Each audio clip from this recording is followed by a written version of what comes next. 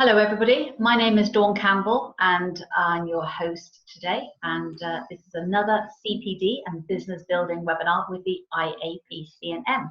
And today I'm joined by the lovely Ruby, who I will let introduce herself to you in a minute, and our regular COO, David Monroe-Jones. Hello David.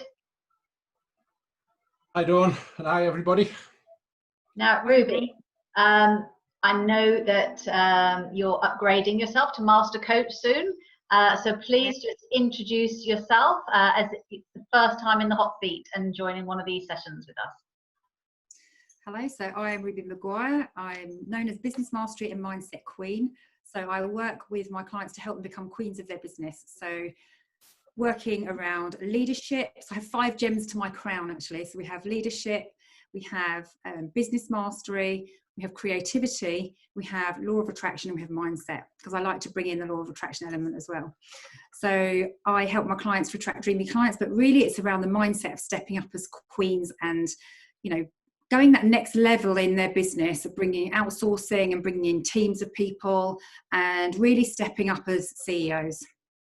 And that's why you like us to keep challenging you as well as CEO of your own business. Absolutely. Okay. Absolutely. So, as you can see from the screen, we have 12 complimentary CPD videos. And this is the 6th in the series, so we're at the halfway point.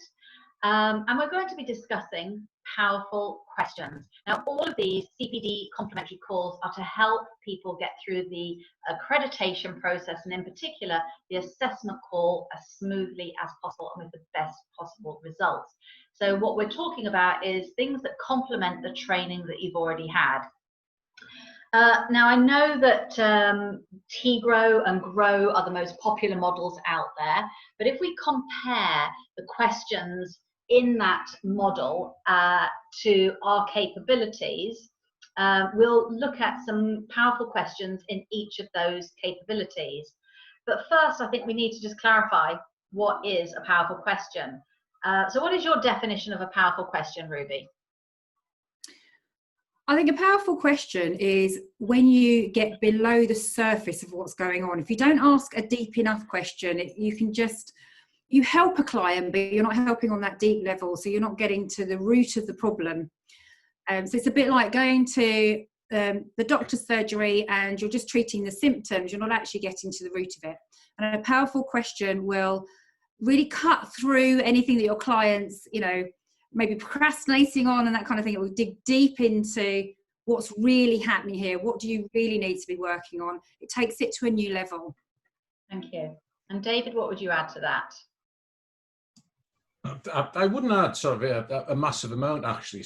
The importance of sort of a powerful question or a challenging question, or whatever way we want to describe it, is something that invokes discovery or insight for the client. As we heard on a couple of the ICW webinars, so like a few weeks ago now, if you ask questions that clients already know the answer to, it's not really a powerful question, it's just a sort of like a question.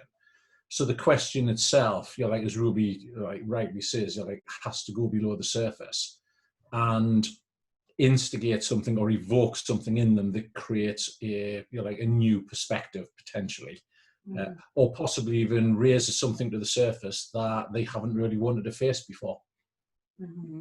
So it brings about a change, it moves them forward, it gives them clarity. And I would add to that powerful questions in the main are open questions. So what do we mean by open questions? Well, I'm always surprised how many people don't know what an open question is, even among the fellow coaches. So just to reiterate, open questions are who, what, where, when, how, which. Why is an open question? But it needs a little bit of training around, extra training around that. I know it's a popular question in the field of coaching, counseling, but not necessarily so much in coaching. And why? It tends to, when you say something like, so why is that for you? Or why did you do that? Or why does it, you know, bring that up? It tends to make the person feel a little bit defensive and have to justify their situation. And we could say that perhaps that's not a great rapport building situation to be in. So use the why question with care, but all the other questions, the who, what, where, when, how, which, somebody can't answer yes or no. So therefore, you're keeping the conversation open. If you ask shall, will, do, does, has, can, you can answer yes or no. And if the client says no, well, what kind of position does that put you in as a coach? Potentially, you might not feel very comfortable. You might think, I've got no time to come up with my next brilliant question. You might be feeling under a great deal of pressure that you're at cross purposes in some way. So keeping the conversation open creates a balanced conversation and is likely to move the client forward and have those results. David, as a fellow on the assessment team, would you like to add, or what would you like to add to that? I think the only thing that I would add to, and I think it's a valid point, that starting with the why question, sort of, you do need sort of like a bit of training with that, and you do need to understand the sort of like the perils and the pitfalls, and equally recognise what the implications are of asking that. And I tend to find that what is often a good replacement for why on that basis. From an assessment point of view, what tends to be the most popular question? But once you get down to considering, so you mentioned grow before, so considering options, considering resources, surprisingly, who isn't a sort of like a question that's used so like as much as it could be. So questions around, like who can support you, who else can help, who else can give you some guidance and support. And so like if you think about so like the structure itself, so like of like a coaching session, then of all of those open questions, so like they do tend to position themselves at different stages of the of the structure. But certainly, once you start to get down to sort of like action points, you're going to get questions like, when are you going to do this? When will you know that it's being successful? How will you know it's going to be successful? So they all interact with each other. So the encouragement really from an assessment point of view is that use as broad a range of the open questions as you can, as long as you make them relevant for the area that you're currently working with. Yeah, because don't use closed questions, which we're going to come on to. Yeah, because relying on what, after a while, can sound a little bit interrogational, can't it? Yes, it can. Sorry, I interrupted you because there's a bit of a time lag, but were you going to say something about closed questions, David? Yeah, I was just going to say don't use closed questions generally. And so like the bit I pulled it onto that was, but I'm sure we're going to come onto that in a minute anyway. Yeah, okay. Ruby, thoughts? I just think back to when I first started out as a coach and all of those million pieces of paper that you'd have on the table trying to think of what was going to be the best question. And I think the biggest part here, and you've talked about it last time with the CPD webinar, is listening. So it's not constantly thinking about what's the next question, what's the next question, what's the next question, but actually listening, and then the question will pop into your head potentially. The more experience you get and the more practice you get. But I just think, I would always be looking for that secret magical question, and there isn't one. The magical question is just the right question at the right time in that moment with your client, and that comes from listening really well and not having any judgment or expectation of, if you ask that question, what their answer is going to be for you. You're absolutely right, Ruby. I'm sure we can all relate to being newbies and having all our props, all our forms, all our 50 top questions, and we're just waiting for the client to pause so we can pounce with the next brilliant question, irrelevant of whether it's logical and appropriate. We have got this agenda in our head and we know these questions we want to ask and get through in that 30-minute session. With time and with practice and with trusting your intuition, you can start to relax and listen. And as you quite rightly say, listening is the key to where the next question comes from. And I think I would fully endorse all of that. And I think it's habit 5 from Stephen Covey who says that, seek first to understand. And within that, what he's talking about predominantly is, look, the majority of the time that you're listening tends to be on the basis of, I've got a response, and this is what it's going to be, long before the other person has finished speaking. And his argument is that, like, if you actually understand, if you just listen to understand, so seek first to understand exactly what's going on, for the other person, then the question that you ask is going to be very valid, and it's going to be based on, on what they've said. And equally, as Ruby was saying, I've been through that.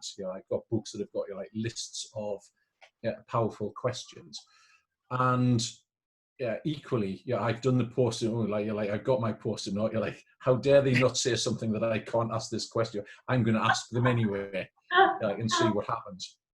And you, as Ruby says, you do get to a point of recognizing that the only question, and this is obviously my opinion, the only question, or a couple of questions that you know for certain that you can ask in a coaching session is, how are you? What would you like to talk about today? Or what would you like to achieve today?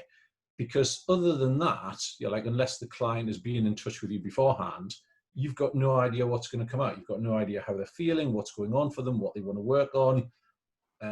And having that list of questions just dotted around somewhere distracts you from that ability to really tune in to, what's going on for the client.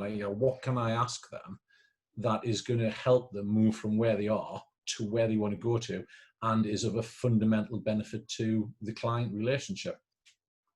And if I can add to that, I think when we use the frameworks, while they are great, they give us that structure and guidance and everything else, what we can do is get so hung up on, well, this is the problem they've come with, this is what I think they want to achieve, even though you might have asked what do they want to get from it, there might be something completely different underneath it.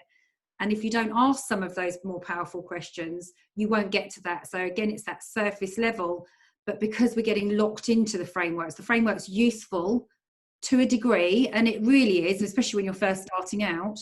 But as you start to explore more and work with more clients, you can, as Dawn was saying, use that intuition and relax more into it, and you'll do that listening very early on. So even though they might say this is the goal, by doing just that little bit more listening of why is that affecting them in whatever way it's affecting them, that will allow you then to ask more powerful questions and not necessarily just solve that top problem they think they've got, when actually it's something deeper that you need to explore. It reminds me of the CPD call that we had during ICW with the lovely Marion Franklin, I think her surname is, and she wrote Laser Focused Coaching. Great book, and I have to say it was a great refresher for me, even though I've been doing this for nearly 2 decades. And it made me realize that there are two sorts of powerful questions: the ones that you're asking the client, but also the ones that are going on internally. So instead of listening to sort of the self-sabotage, oh, that was a rubbish question, what's for tea, have I got time to do this, how much longer, all that sort of dialogue that you need to switch off, she was saying to ask yourself questions with curiosity, not nosiness. I wonder why she's telling me this, or I wonder why he's going into so much detail with this. Why is it so important? So you almost need to clear some space to think about those sorts of questions in your head as well, that will help you get the client to work out what it is that they really want to achieve and find their truth. So she said her top question was, what do you mean by that? And just keep drilling down. What do you mean by that? What do you mean by that? But asking it in a way with curiosity as opposed to nosiness. And that's very different to when quite a lot of newbie coaches keep saying, and what else? And what else? To me, that's a lazy question. It's not a complete question. It's not specific. We want specific, challenging, open questions that actually move the client forward. So what does that mean for you or to you? Or describe your definition of success, or what will it mean to you to have achieved X, whatever the goal is. Those are much more powerful questions than keep just drilling down what else. And it also means when you clarify what their definition of success is, or what their definition of whatever that word is, it means that you aren't using your definition of the word, and then there's this misunderstanding, and that can then damage the rapport between you and the client. Exactly, yeah. And I think describe is a very underrated, powerful coaching question. What do you think, David? I think that's I think it's a valid point. I also like tell me more about that. Tell me about that in a bit more detail. And I think the whole thing to remember, so like when we're working with clients, is that clients aren't used to coaching models or anything. So like they're used to just having a general conversation. So the wording that we use, so like as long as the language is reflective of their language, then they'll pick up on that. So most people, like if not all, will be used to understanding describe, because if you go back to so like junior school, so like you're totally describe your day. So within that, so like you can really expand upon describe into a lot of different areas. So like task aspects, cognitive aspects, emotional aspects. The list is is quite vast, and I think so. Like this is one of the reasons why we encourage people to continue their own learning, by practicing with study buddies. Even once you've completed a program, because it gets you used to asking things in a different way.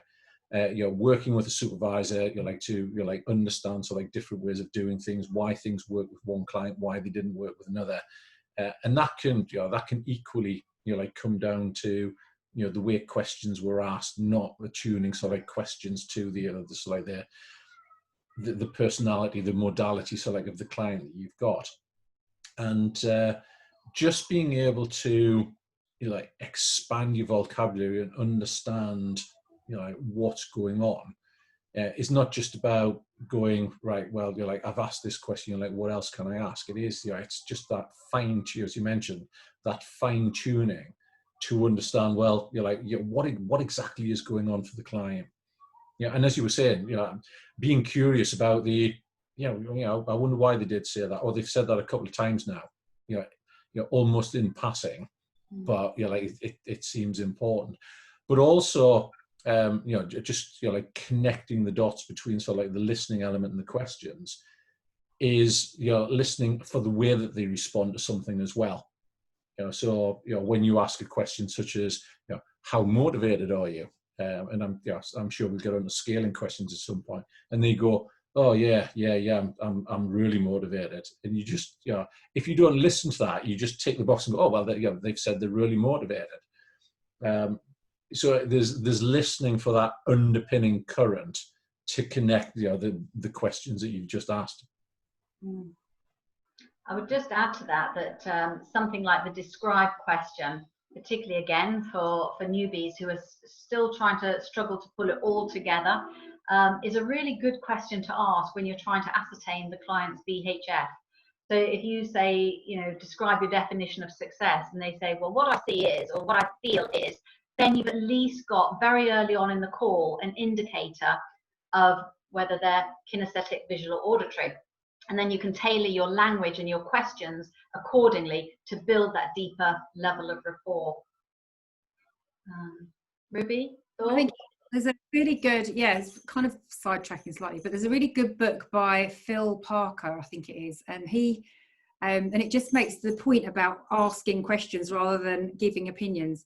And he's got this just couple of sentences, and someone says, should I marry her? He's obviously, a friend's asking him, should I marry her? And he says, no, I don't find her attractive. And it's like he's answering from his perspective. And that's what we do, because we get into that whole judgment thing of what we think should be the outcome.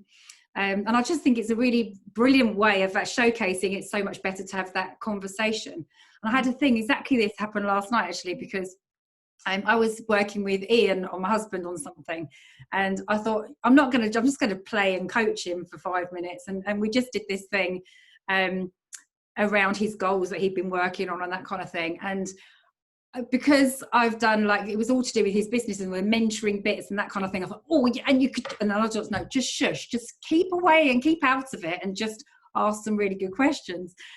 And so he'd answered a couple of these things, and I just went quiet. So normally I'll be like, well, another thing you could do is this, the usual wife thing that you do. And I just thought, no, I'm going to stay quiet. And then he came up with all of these different things, including the one that I would have recommended and some more. But he had some brilliant ideas that I wouldn't have even thought of, because I allowed him that space to think as much as come up with his own ideas rather than me give my own input. So I just thought it was, and it's so much, as a coach, doesn't matter where you are, I think, on your journey, when someone gets that insight just by a question that you've asked, it's so exciting. It's like, yes, this is the power of coaching. Just by getting yourself out of the way and listening and just asking odd questions and allowing that silence, because silence as much as questions, I think. I'm sure you've both, over the years found that as well.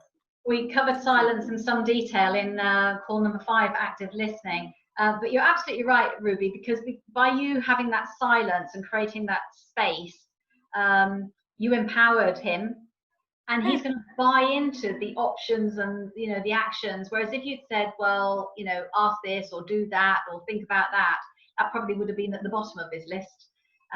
He's empowered, and away he goes. So yeah. Okay. David, what are some of the pitfalls that you're finding, if there are any particular trends when people are going through assessment calls, in terms of where they're tripping themselves up, self-sabotaging, letting themselves down in the accreditation process with regard to their questioning techniques, please? Yeah, generally speaking, so like most people are capable and competent, so like within the questions that they ask. If I was going to summarize, sort of generally, and then I'll give a couple of examples. One, as I alluded to, is not using the full range of questions. So sticking too much with what, and not going through the recognition of how all of the open questions, so I can get people to elaborate. I think the next thing would be the use of closed questions that they don't recognize as closed questions. So usually during the assessment process, as we tell everybody, so like there are no curveballs. There's nothing in there to deliberately trip you up. All of the accreditation teams, so like all of the assessors, will respond in the way that they normally would.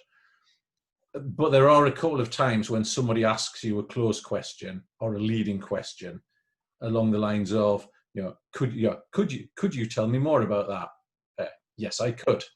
Pause. Nothing happens there. Would you like me to? Oh, yes, I would. Okay, I will then. We don't do that, but if you imagine like a real life client and you constantly ask close or leading, then they're going to get to a point of of starting to close, or potentially starting to close down. So there's nothing wrong with asking a closed question. So like if you catch yourself doing it, and then either say, oh sorry, let me just correct myself there and change it, or in some cases when a closed question is valid, is to say, look, I appreciate that it is a closed question, but is it this or is it that? And then at least you get some sort of a concrete answer.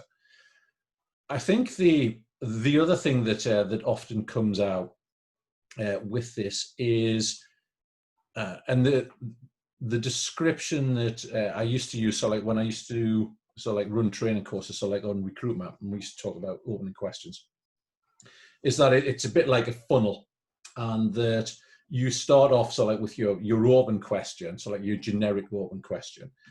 And then as the client talks more about it, you then start to ask more, arguably, more powerful questions or more probing questions. And sometimes people who are going through the assessment process appear on occasion to be reluctant to dig a little bit and to ask deeper questions. And it's important to realize that there's a reason why that information is coming out. So it would be the recommendation would be use the wider range of open questions and get used to sort of like, where they fit. Catch yourself with closed or leading questions or presumptive questions. And presumptive questions tend to be things like, oh, yeah, I would imagine that was really scary for you. No, so like it wasn't. From my perspective, but thank you for sharing.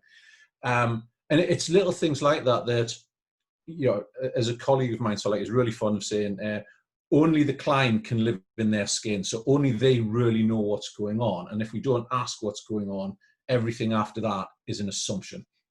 So the whole process of that is, being confident in the way that you ask, having that full range, having a dialogue, so the question flows. It doesn't feel as if there's like tick box, right, I've got another question. There's that like deep engagement. If out of the coaching session I was going to highlight the areas where people probably don't ask as many questions in the way that they should ask, and this is across the board, not just for people going for practitioners, so like newbies, as you were calling them, that are new to the process, but also at a senior level and rarely at a master level, but it does happen occasionally, is when you get to the actions, when you get to that, right, okay, we've talked a lot about what the issue is, what are you going to do, when are you going to do it by, how will you know of the options that you've chosen to do, so like which ones are most impactful, how will you know, how will you evaluate it, really starting to challenge them at that point to take responsibility, and get out and do what it is that that they say that they're going to do. And I had a really nice example quite recently, whereby right at the outset of the coaching call, the coaching assessment of the session, the coach in the contracting piece reiterated that, let's remember, as the client, it's your responsibility to do the actions that that you say you're going to do. So that was right up front. And when we got to the end, there was another question which said, let's just go back. Who is responsible, for getting these actions done?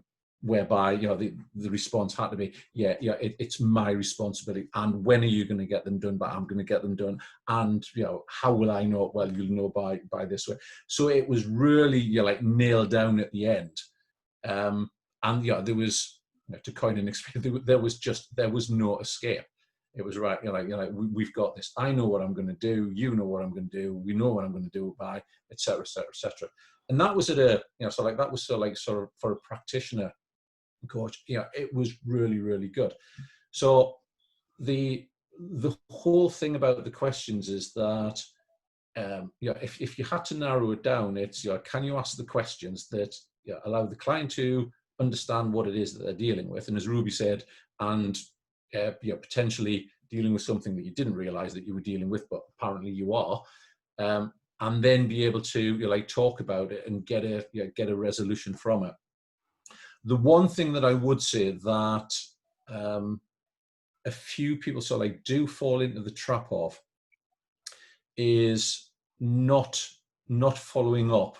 So if you ask a really good question, like a really powerful question, and you get a response, is not following up with the appropriate powerful question that needs to go with it, and perhaps missing that, and then moving on to something else. It's usually because they've got their list of questions they want to ask David. So the fact that they've dropped a red flag, it's like, fine, I've got my agenda, I'm sticking to it regardless. Yeah, a few things I'd add to that is when you do catch yourself asking a closed question, and none of us are perfect, and this is something we get asked all the time, it's almost like everybody needs permission just to be themselves, go with the flow, remember to breathe, be natural. Is if you do catch yourself asking a closed question, it's not like mastermind, I've started so I'm going to finish. You just say, do you know what, I'm going to rephrase that question because I know there's a better way of moving you forward. So you don't have to finish the question just because you've started a closed question. A couple of things that I would add to what you've just said, David, is multiple choice questions. you know, where the coach is rambling, usually because they're a little bit stuck in their own spiral, whatever's going on in their head. And you're like, whoa, which one am I supposed to answer first? Keep the questions simple, make them very specific. And actually in a 30-minute session, if you've got the right questions, and as Ruby says, if you're listening intuitively and actively, you don't need to ask that many questions. You know, if we think about who's doing all the work and who's doing all the talking, it should be the client. So this is music to your ears, Ruby, because I know that you're planning to, as I say, upgrade to master status. So you're in on the fast track here, getting all these hot tips. But what would you add to this? The goal, one of the things that comes up a lot with my clients, and I would say probably 95% of my sessions, people will, they say they want this particular goal, so we explore it and get clarity around what that goal is, but it's never specific enough. And it's really digging into, okay, so like David was saying, how will you know when you've achieved that? And kind of getting them to the other side of it and make sure it is the right goal, because quite often clients will work on something.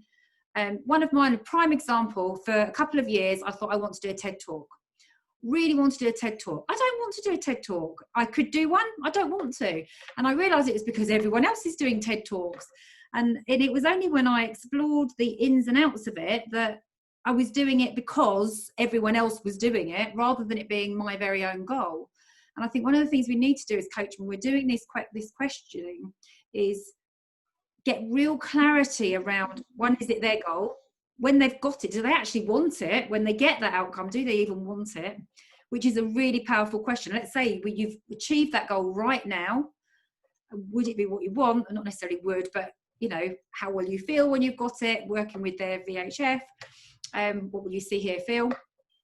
But I think it is really narrowing that down, because otherwise they're going on this whole journey working towards this goal because you've asked questions. You think, oh yeah, that's okay, I'll take it face value, that's the absolute goal they want to work on. And it turns out it isn't. They get to the end and they feel deflated because they've done all that work and it actually doesn't excite them at all at the end. And that's where, as coaches, we can play devil's advocate.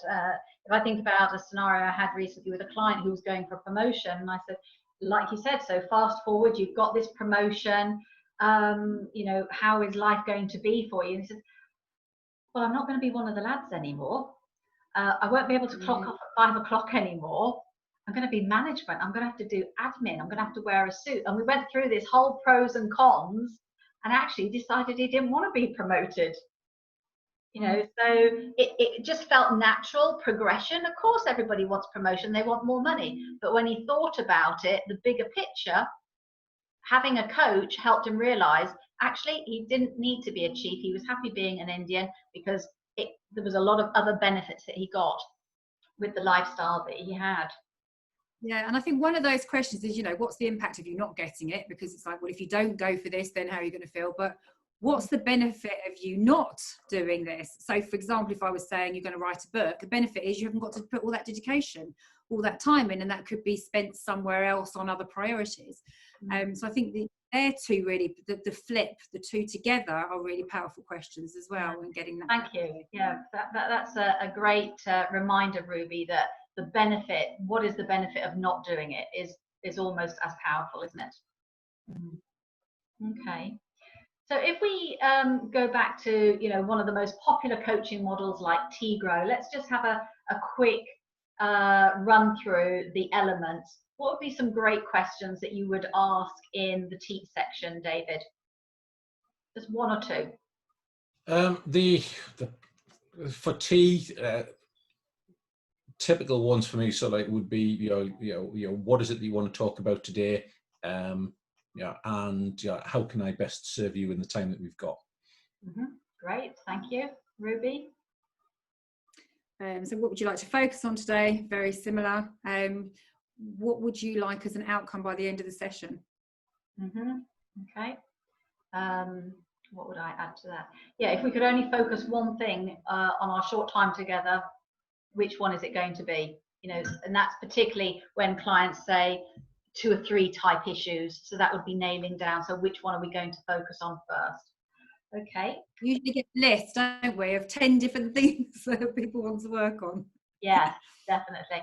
And I mean, that is another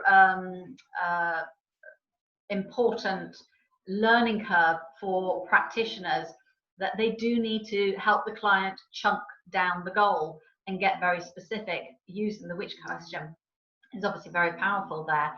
You know, I hear you, we'll work on all of them. Which one are we going to work on first? Which is going to have the greatest impact on all the others, perhaps? So moving into goal, David. Couple of ones that would come out for that. What do you want to achieve by the end of the session that you don't have now? Mm-hmm. And how important is it for you to achieve this? Mm-hmm. Ruby? I think the similar one to David in the first opening one, and then what's important to you about achieving this? So you just get that priority of it. Okay. I have a sort of three-pronged question in goal that works for me, and that is, how long has this been an issue for you? Because by definition, if they can tell me, then they know something's happened, because before that it wasn't an issue. So the next question is, well, what triggered this? And then, because it's a given that all our clients are in some sort of pain motivation, that's why they're having coaching, they want to get out of the pain. And then the third question is, when would you like this addressed by? So this gives me an idea of their level of motivation. Is it their motivation? Is it one of those should motivations? And it also puts a time frame on it. So that's what I would add. So we move on to reality, which I often think it's a pit. It wouldn't fit, but it's a pity that it's not F for feedback or foundation, something like that. But reality, what would you be asking in reality, David? I'm sort of mindful of the fact that sort of like I'm having to think about these questions so like first as we go through them. But in reality, the generic one that I would use would be, either tell me what's going on for you at the moment, or tell me more about the current situation. Okay. Which Ruby? equally could be described as well, like going back to what we mentioned before. Yeah, I'm just scribbling notes ahead, so I'm prepared. Yeah. So what's happening for you right now? Same sort of thing as David, and what impact is that having in your day-to-day life or your business? Okay. So whatever the issue is, I would ask my client, because this works for me, is when in the past did you have to deal with something similar? And there's always some sort of commonality that we can find that makes them think, oh yeah, I have done something similar and I've succeeded because I'm here now and achieved it. So my backup question to that would be, so what were some of the things that you were doing then that will help you get through this transition period now? And they say, oh, well, I could do this, this, and this. And it's a case of going back into their long-term memory. I used to do this, I've stopped, perhaps that's why I've got this issue, type of thing. So I find that little two-pronged question works. Any thoughts before we move on? That's a closed question, so we've got to say no. No. No. Okay. O for options. The best part, the most exciting part, the part where actually going back to reality is if we set it up properly, the client should feel really energized and excited about this part as well, because reality for me is only 3 or 4 questions, but the last question I would ask in reality is, so moving forward, because I've asked them in goal, when would you like this addressed by? So moving forward to the summer, when you want to be a size 10 in that dress that you want to wear at the wedding, what will you have to be, do, and have or whatever to get there? And they say, oh, this, and this. So great. Now we're moving into the options. So this is where we're really going to nail it down. And this is where the tonality, the pitch, the pace, the energy comes in. Don't forget logic. What's the very first thing that you would like to do? And then we'll start building on it. So that's how I would enter options. Because if you're taking your client into options, while they're still in pain motivation, it is going to be like dragging teeth, in my experience. David? Yeah, I would totally agree with that. I think that for options, the generic opening one is very much around. Okay, so based on what we've been talking about, what options do you have? And then within at some point, within the discussion of those options, you're like, which one is going to be most impactful, or which one is going to be most beneficial. So help them prioritize. Yeah. Yeah, so there's always going to be something attached to the end of it, probably based upon what they've been talking about. So if it was, although I don't work in the same environment, but if it was going to be to get somebody to a size 10, which is something I'm never going to achieve, but of the options you discussed, which one is going to be most most beneficial for you to achieve? Yeah, size 10. That limiting belief, David. Yeah, there's a difference between a limiting belief, and an actual factual truth. Conversation for another day. Versus truth. What about you, Ruby? Well, I'd like to share here actually that when I first started as a coach, the word options completely stopped me. I could not do options with clients. And I ended up working with Cherry Claus of Noble Manhattan, and we realized it was the word. So the word, that's what I was saying earlier, the word is so important. For me, I just needed to change the word to brainstorm and I was fine. But as soon as it was options, I just literally froze like a rabbit in the headlights. So it doesn't make any difference to me now, but at the time when I was in my early days, it really was a powerful thing. So for me, I would say, what options have you explored so far? How useful would it be for us to explore some options, those and additional options together? And which of those options excites you? Because I like them to be much more, like you were saying, moving into that more excited phase. I would use, depending on the client, if they're not an excited person, I would use a different word there. A bit like David was saying with the impact or something like that. So I would tailor that depending on the client's personality. But most of my clients are quite like me, really. So the exciting would be what they would be wanting. Yeah. So they would be the ones I would use in that section. Yeah. I mean, you're absolutely right. You picked up another important point. Thank you, Ruby. And that is, the use of clean language, mirroring and reflecting back accurately and not putting words into clients' mouth. So I was mentoring somebody this morning and they said, so what are you worried about? And I said, I don't think I'm worried about anything. I'd use the word concerned. And they said, worried. There's a world of difference. So yes, you've got to be careful. And this obviously is also a great section for exploring things like the self-sabotage, the pros and cons. So if somebody is stuck, and this is something that does, before I go on to that, with you saying about the options completely through you, we obviously have to rephrase. And this is another time where we have to rephrase things. So if a client is struggling, so exercise, great example. So if exercise doesn't do it for you, what kind of word would motivate you? So there's keep fit, there's getting active, there's training, there's lots of things to do. Whereas exercise for me just sums up Jane Fonda in Lycra, in a mirrored gym, pain, no gain, not going there. But, training for the marathon when I was, training for the marathon, but exercising, no, I would never go to the gym and exercise. So picking up on hesitation, on reluctance, resistance, and helping the client reframe the language into something that they're comfortable with, that actually might motivate them, and like you, release you from that sabotage, changing it from brain options to brainstorming, or vice versa, is exactly what we do in that section. So a client is stuck. What sort of questions would we be asking? What sort of powerful questions are open and move the client from stuck to unstuck, David?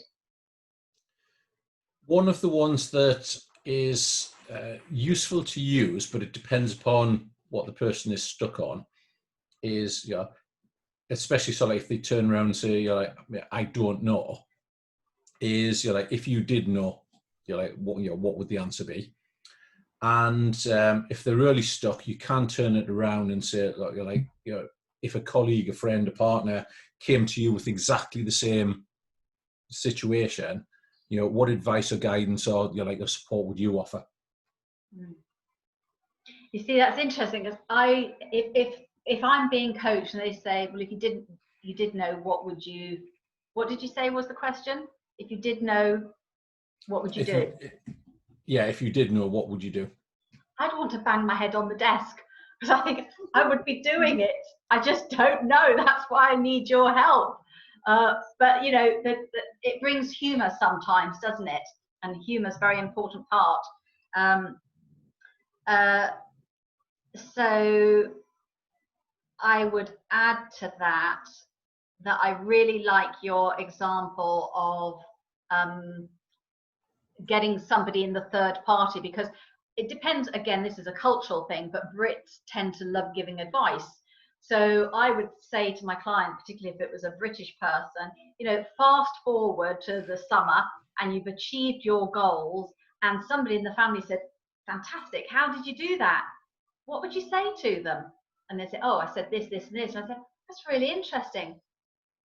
Out of those options or that advice, what are you not doing that you could do? And they go, of course. So giving them that headspace and putting them in the third party can actually be really effective from moving a client from stuck to unstuck. Ruby, what gems have you got for us here? So one of the exercises I use is around, it's actually an NLP exercise, but you can do it even if you're not NLP trained, in just getting them to notice themselves in that situation. So they kind of, I play with things with my clients. So I say, well, I'd go up and imagine you're sitting on the moon with your legs dangling down over the side of the moon, and you look down on you stuck in this particular place. What comes into your head when you have that scenario going on underneath you? So kind of the helicopter view. So what's the helicopter view of this, and going down and viewing that situation, again using their language, because viewing might not be quite the right word, but getting them to take an out of body almost experience to look down on that situation, that scenario, and that usually shifts them really well. The other thing, I'd have to know the client well for this, is what's the benefit of you staying stuck? And you do really need to know the client well, because some of them be like, that's a really challenging question. But when you work with clients on a longer term basis, I found it really unsticks them. It's like, well, actually, it really is a benefit to me holding on to this, because if I hold on to it, I don't have to do all of these different things. But you have to know your client well for that one, I think. Lovely. What about the difference, David? I mean, you work with a lot of corporate clients and particularly leaders. What about when they're stuck? What are some of the techniques that you would use to help them? At a corporate level, so like we might use things like SWOT analysis. We might use things such as like forced choice, which might be like, especially so like if they've got a range of options, because like generally people get stuck in the corporate world, not so much about what they can do, but occasionally so like the fact that there are too many different routes, and the outcome so like is uncertain around the world. I don't know what I want to do. So if they're completely stuck, the examples that both you and Ruby gave so like are good ones. Doing a SWOT analysis around, well, okay, you're like thinking about what the options are. If you had to compare them, so take option one, is option one better or worse than option two in comparison to like what you're aiming to achieve, objectives. Within the corporate world, you often have sort of like two sides of the coin. So like it's either about individual, so it's about leadership development, so like of the individual, in which case you can go down to like a myriad of different routes around their personality, so like their personality, their skills development, their experience. If on the other hand it's something they're working on which has an impact on the organization, which might be succession planning, cultural change, talent management, strategic leadership development, strategy development, so on and so forth, then being able to explore those other options is often quite useful. And there are sort of like a number of other sort of like things that you can bring into that as well. You can use a sort of like a pure assessment. You can get them to start thinking about the impact that it has from what you would call sort of like an implications perspective. So an implications wheel, sort of like 101, is, if you sort of like think about sort of like the issue being sort of like the center part, sort of like of a spoke on sort of like the hub on a wheel, and then you've got the spokes that come out. Just because you've got an option that solves one problem doesn't necessarily mean that that solution doesn't create a problem for something else. So you solve one thing and then just create another problem, which you then go and solve, which creates another problem. So having that sort of broader perspective of making sure that the solution is a solution is often sort of like a good way sort of like of exploring. But the one thing that I would say is that with most corporate coaching, most of the coaching that I do, our sessions are generally at least sort of like an hour to an hour and a half. So there's plenty of time to to get into the sort of like the meat of what's going on. Wow. Yeah. Nowhere to hide in a 2-hour session. No, not really. You'd be surprised though. People will try. Sorry, there's it's interesting. Just as a quick sort of like bolt onto that. As an example, sort of like and linking sort of like what we were talking about, the sort of the options piece with the getting stuck, and the importance of listening and the questions that we ask. And it's just going back to a sort of like a client that I worked with sort of like a little while back. So senior manager, one step away from the board, had completed sort of like a 360-degree leadership assessment. So we knew what the client thought of themselves, we knew what the manager thought of them, et cetera, et cetera. And their response to when they were talking about the options for moving forward was simply, well, this is just the way that I am. And that's it. And that was it. It's like full stop, end of story. I'm not, it doesn't matter what options we talk about, I'm not going anywhere. And one of the things that at that time it became quite apparent was that within their options was to understand, well, okay, that's what you think about you. What about how the organization see you? Like as somebody for moving forward. Where is the conflict there? And once they'd done that, they then started to recognize, all right, well, like there are some options. And going back to Ruby's point, it was very much like, what is the impact of doing nothing? Well, the impact of doing nothing is I'm not recognized by the organization, and and I could be, unfast tracked, I think was the word that they used. And one of the things that brings up for a lot of people is that options isn't just about the things that they can do. Options can also be how they view things, like from an internal perspective, not just the sort of like the actions that they're going on to do. So change is both internal and external. Thank you for that. Ruby, you wanted to say something.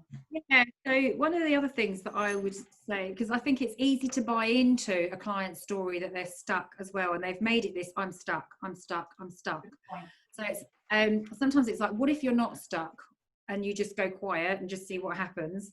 And sometimes that will bring some stuff up. And also what you can do then is, so what options, let's say let's suspend disbelief for a moment. I love that question. Let's suspend disbelief for a moment and assume you're not stuck. What options are available to you then? And you'll find this a whole list of different options will come out, because you've kind of bypassed, well, I'm not stuck now. It just moves into that new space. And I think it is really important across the whole thing is don't buy into the client's story. Because it's so easy. I haven't got money, I can't get clients, I can't do this, I can't do that. And if you get too stuck, and I know in the early days I very much did this, I really understand it must be really hard. I don't know how I'd come up with all those options as well, and that's what I'd be thinking in my head, but that's not going to serve your client. So it's important that you have that level of detachment from the problem, Yeah. So you're not stuck with the client because you bought into their story around it. Yeah. And a question that I would be using at this time with a client where I'm not buying into their stuck story, or they've taken a little step and said, well, I could do this. And I would then use all the things that they had said about sabotage. So let's just remove, you know, the risk of failure, the lack of finances, the risk to your reputation. How can we build on the momentum of that first step? What would you do next? If you could do anything at all, forget logic, finance, fear of failure, etc., what would it be? And that seems to be quite freeing as well. Okay, so wrap up, or accountability as it could also be known, absolutely key. And I'm always saying to the people that I work with that this is fundamentally what your clients are paying you for, because for the most part they could have a very good brainstorming, facilitation type call with their best friend, their partner, etc. But who's going to hold them accountable?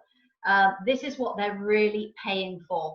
And there's a little graph that I saw on the internet, and I've copied it and I share it with everybody. Something like, you know, if you've got a great idea and you leave it at that, you're about 10% likely to achieve it.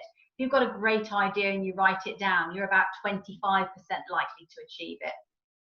If you've got a great idea, you write it down, you tell somebody, you're about 65% likely to achieve it.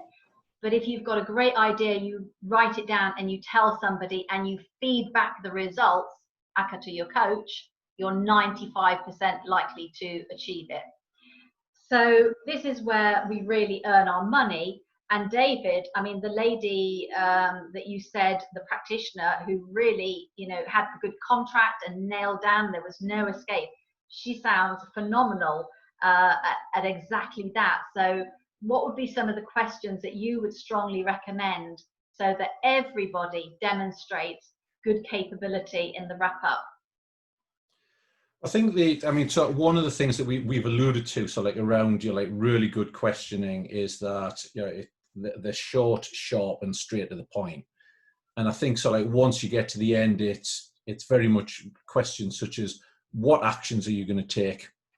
When are you going to take them by? Who can support you? And then, you know, so like a number of other ones, you know, that will come from there. Ruby? Not wanting to list loads so that you or Ruby don't have any to add. Which action, what support do you need, when, get really specific about when. So it's not just next week, it's what day, and even a time if you think they need that element of accountability. How will you know when you've achieved it? Yeah, same principle, exactly the same thing. I mean, mine's not so terribly different. It's quite formulaic for me because it works. It's, what have you got out of today's session? Keep quiet. Yeah. And I can tell by their energy if they're like, yeah, I'm definitely going to lose some weight, or yeah, I can't wait to get you off the phone. I'm going to go out there. I'm going to find my trainers. I'm going to dig them out of the attic, whatever. You can tell whether they've bought into their own action plan. And then I would be saying, so how would you like to let me know? And again, when you're Skype and phone coaching, virtual coaching, we have to rely on tonality, pitch, and pace. So to get that curiosity, that encouragement, how would you like to let me know you've achieved those first 3 steps? Oh, well, if you're interested, I'll send you an email. Fantastic. When can I expect that email? Oh, I'll email you by Friday. Fantastic. And if absolutely necessary, if I feel there's some hesitations, I'll say, how will letting me know on Friday keep you focused in between now and then?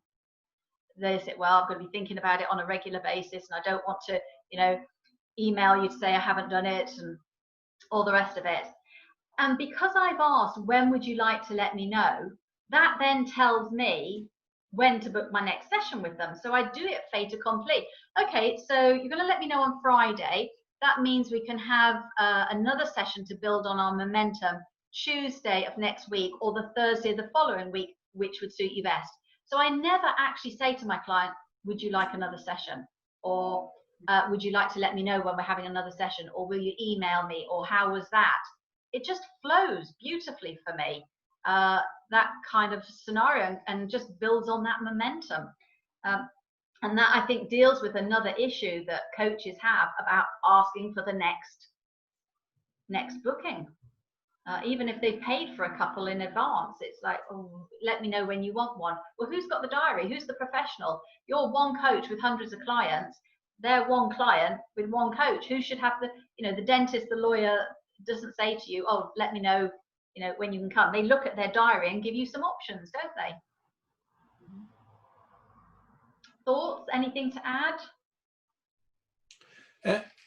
Nothing around that. I've got a couple of additional things around questions just to quickly cover off. So, like, in summary, but nothing around the ending part. Okay. Anything else to add, Ruby, before? No, more that I've got a question again. Well, over to you, David, then we'll do sort of top tips or top best questions before we wrap up. Okay, there's just a couple of things that we haven't touched on, but they fall within the areas that we have. One of them is, and it goes back to Dawn, to one of your earlier points about trying to investigating how long something's been an issue for somebody. Is if it's been an issue for a while and they're tackling it now, then there's a reason why they haven't tackled it before. So that's always worth investigating. Not forgetting to ask them, what things can get in the way? What are the obstacles that you might face in doing this? What are the challenges? Because the likelihood is that if they could have done it and they haven't done it, something is stopping them from doing it. So being able to have a look at that is equally important. And I just wanted to make a quick point about scaling questions, that if you're going to use a scaling question, be mindful of when you're going to use it and be mindful of what you're going to be asking them within that. So if you ask a scaling question towards the end, which is often the case, so like when people recommend it on training courses, so you get to the end of the session and you say, right, on a scale of 1 to 10, how motivated are you, with what we've gone through? And your client goes 4. You just do not have any time to do anything, anything with it. And it's not good practice to go, oh, well, that's a shame. Anyway, same time next week. So if you're going to use scaling questions, position them in such a way that if it isn't the number that you're looking for or hoping for, you've got time to do something with it. And if it is, up at the 8 and then the 9, you've got time then to work with it and go, this is great. You sound really motivated towards this. What else needs to happen? What else could you do, in order to move it on? So it's not just left at the end. And that has come up on a number of sort of assessments where the scaling questions being right at the tail end. Mm-hmm. And although the response hasn't been a low number, it's always worth pointing out that the implication and the possibility is there. Mm-hmm. Yeah, good point. Thank you, David. I would also say that you can do that up front once you know what the topic is. So where are you on the scale? Where ideally would you like to be? What has to happen in the next 25-minute session to move you from where you are now to where you want to be? And it doesn't matter how low somebody is on the scale. You just give them praise. Fantastic, you're on the scale. Together we can move you forward. And then if you do revisit the scale at the end, I would never say at the beginning you were a 3 and you said you wanted to be a 5, where are you now? Because that smacks of a coach needing a pat on the back and affirmation of, yeah, I've done a good job. It's not about the coach. So perhaps I would be using different language and not reminding them of the numbers, but what have you got out of today? What are you going to do differently? How is your attitude different as a result of today's coaching session? You can hear that they've moved forward. And of course, when you use that scale at the beginning of the next one, you know that they've moved on. So a lot of new practitioners tend to think that when they're scaling, it's about how good a job they're doing. And it's not. It's for the client.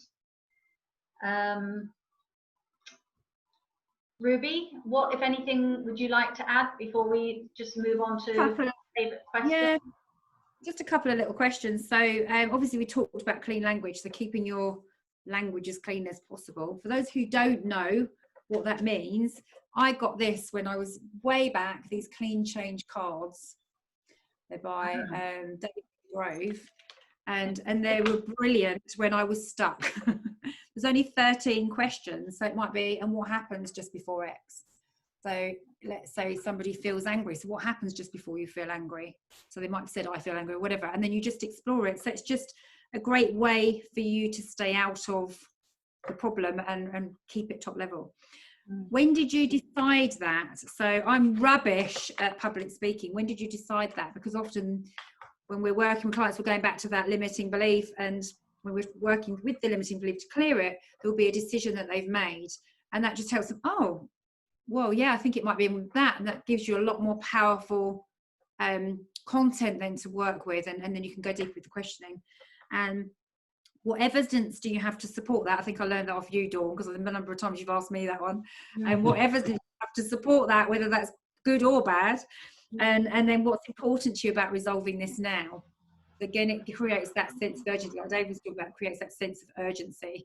Because, well, actually, it's not. Like, okay, then. So what better way could we, what better use of your time could we have in this session? The fact that it's not that important. Yeah. So, yeah. Okay, thank you. Going back to the who question, I think just making a little tweak to who can help you makes it a very powerful question. So I would add, who else apart from me can help you with this? Because if I was paying for a coach and they said, who could help you with this? I think, well, that's what I've come to coaching for. But if they said, who else apart from me can help you? I'm almost building a dream team of support. So, the questions are all there in the making. It's what you do with them, how you personalize them, what emphasis you put on certain words. So yeah, okay. So just before we wrap up, actually, David, you did touch on this, and we should explore it in a little bit more detail, is self-sabotage. So we're in the options, and we've discussed with the I don't knows, and somebody's self-sabotaging, of course. The whole point of being properly trained, insured, and professionally accredited is that you've got the capability to deal with what comes out of Pandora's box in a timely manner, so that the client isn't left in a more precarious emotional situation than when they came to the call. What would you say would be some good questions that we could use when dealing with self-sabotage, please? I think in situations like that, so like it's going to be very specific too. So whatever it is, there was a program I watched, so like on therapeutic intervention, so like some while ago, and one of the questions that they used was, so once the person had explained what was going on, was simply, okay, so how is that working for you? So almost what are you getting out of that? And it goes back to Ruby's point about, okay, so what benefit are you getting out of this? How is it helping you? And once you get into that then discussion about, well, it's not, there's part of that then starts to be, well, okay, so if it's not helping, and my natural inclination at that point would be to ask a why question, but that's me, so we'll not go down that route. But you're also a lot more would be very much about, okay, so you're doing it, you're not getting anywhere. Yeah, and I would so if I was face to face and not locked down, it would be very much just gestures. So you're doing this, you're not getting it right. You've been doing it for a while. What comes out of that for you? What is going on for you? What's driving it? And daft though it sounds, motivation is a really funny thing. And if somebody isn't motivated positively, they'll find a negative way to do it. The example that is often cited is that if a young child wants attention and they don't get it, they don't get the hugs, or you're playing with the ball, they'll go and draw all over the wall. In which case they don't get the attention that they really want, but they get attention. So self-sabotage can sometimes be a little bit like that, which is, I'm going to sabotage myself because that's easier to deal with than actually dealing with the thing that, you know, that I need to get out of. And then the other things around that are, you know, like as Ruby was saying earlier on, so like, you know, mindset. But it is very much, you know, it's exploring that, but I think it's also picking that up. So you're like a typical question, you know, maybe not using the word sabotage, because, you know, people don't always relate to that, but anything that explores the, you're like, you know, where do you prevent yourself, you know, like from doing this? You're like, how are you getting in your own way? And you also mentioned what's going on for you in your own head. Yeah. You also mentioned obstacles. That's a good word as well, isn't it? You Mm. can relate to that. Yeah, I think it's a really important point, David, because most coaches understand that clients self-sabotage, and there's a reason why they're not doing what they want to do. So they ask the questions and then they move on. So the client is left there hanging with, these are all the things that are sabotaging me, and they're going to be there at the next session and the next session until you deal with them. Mm. So it's very important to ask, and actually that gets you really to the nub of the issue in a much deeper way, and other issues will come out that potentially are more pressing than the original one, but that's the client's way of waiting until they trust you to disclose that kind of information. Mm.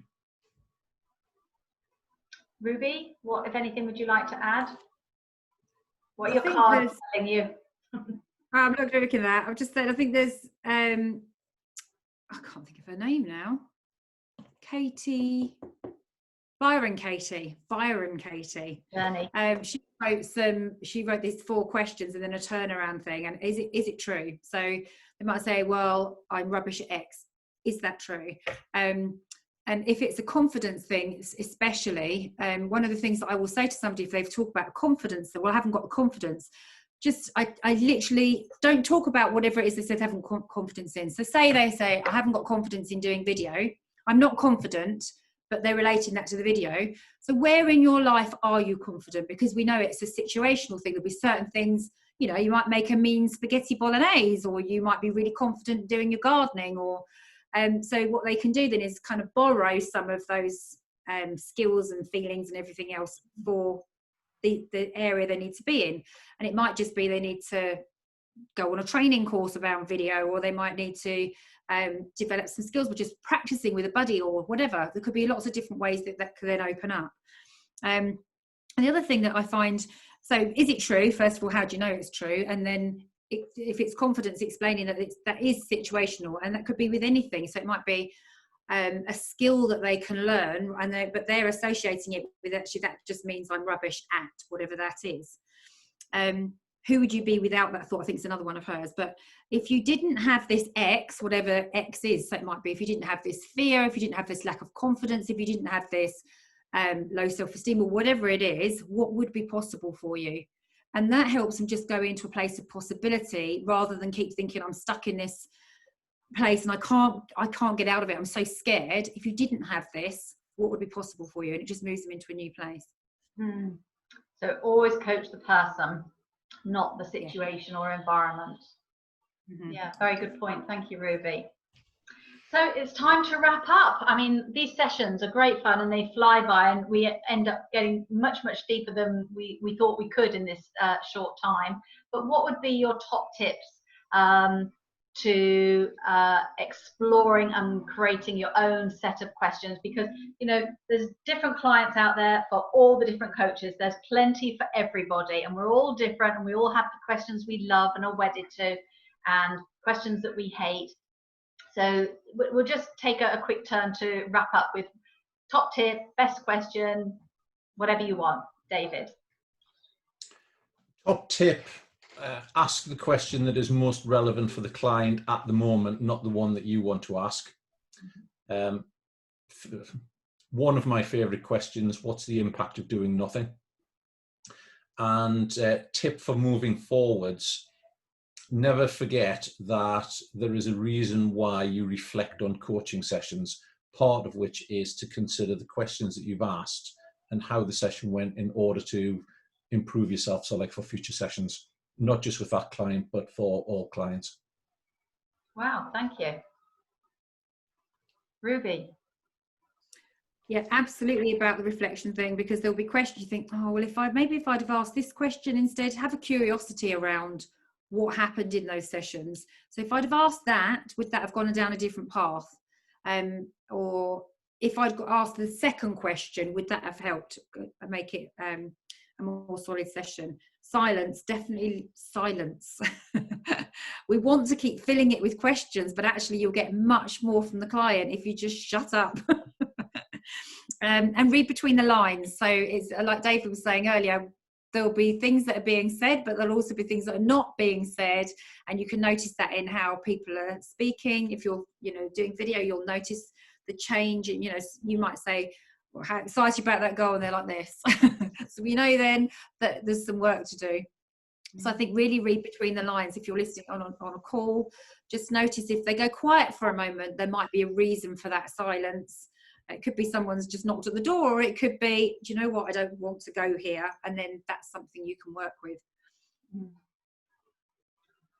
And I would end by suggesting that we ask ourselves questions at the end of every coaching call, the way we do most things in life. So I think I probably said this to you many, many years ago, Ruby, about setting up an A file, and you can put your CPD in, your testimonials, your certificates. So it's the A file. And every time you're feeling a little bit despondent, you go to that file and you pull out the information that proves you're on the right track. So after calls, I would be asking myself, what worked well? What could I have done better? What did I miss? How could I do better next time? Because nobody is perfect.